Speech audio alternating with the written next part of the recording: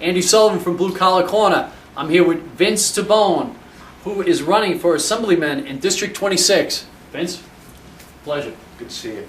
Why don't you tell me a little bit about yourself, get to know the people. Well, I'm running on my record of public service. I've served in 2 mayoral administrations under Giuliani and Bloomberg as a development official where I cut red tape and facilitated job creation and helped direct private investment, creating job opportunities for thousands and thousands of Queens residents. And I also was a general counsel as a high-level gubernatorial appointee under Pataki, where I worked at an agency where I helped ferret out waste and corruption and actually reform that agency so that it better met its mission. And I was credited with saving millions of dollars of taxpayer dollars in that capacity. So I've got legitimate government experience, and I've got community experience that I'm running on. I've served as a community district education council, helping improve our schools, and District 26 has some of the 2 best school districts in the city of New York. That's part of the reason why a lot of people live here and are raising families here. But unfortunately, because of certain formulas in place, we sometimes get shortchanged. Because our parents are involved and the children do well in this district by and large, funding formulas don't favor us. They tend to reward failure instead of success. So these are the kind of things that have gotten my focus through the years, and working with Senator Padovan and other community issues, and knowing that we have an incumbent assembly member who is not doing the job. And with the senator's support, I've thrown my hat into the ring and run for assembly. And it seems like Ms. Carrozza has an abysmal attendance record in the assembly.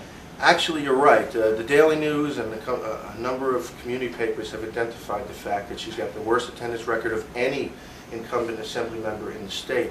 In fact, it's Assembly Member Tony Seminario, who just was convicted and did 6 years, had a comparable record.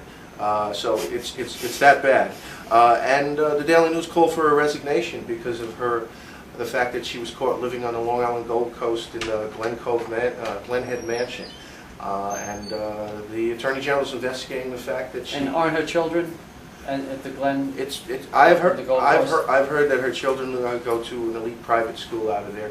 And at the end of the day, the 26th Assembly District has some of the greatest family neighborhoods in all of New York City, between Bayside, Whitestone, Malba, Douglaston, Douglas Manor. This is a place where you can grow with your family. Great school districts. Which is where you now reside. I live in Bayside with my family, with my 3 children and my wife. My wife's an educator, she's an assistant principal.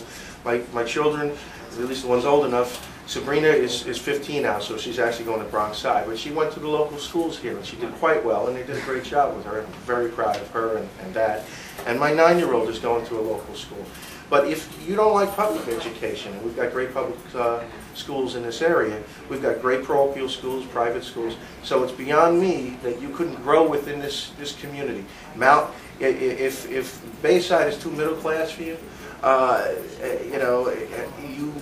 there's always Malba, and there's Douglaston and Douglas Manor. There are parts of this district where you would think lifestyles of the rich and famous. So it's a wonderful, wonderful place to raise a family and grow, whatever your means. And so the fact that she surreptitiously decided to move out and only acknowledge that after being caught, and that the Attorney General is investigating her for actually filing star exemption certificates and other filings. For both. And then she had the audacity to actually vote to end middle-class star, effectively raising taxes on her middle-class constituents. So she doesn't have a record that I think is very defensible.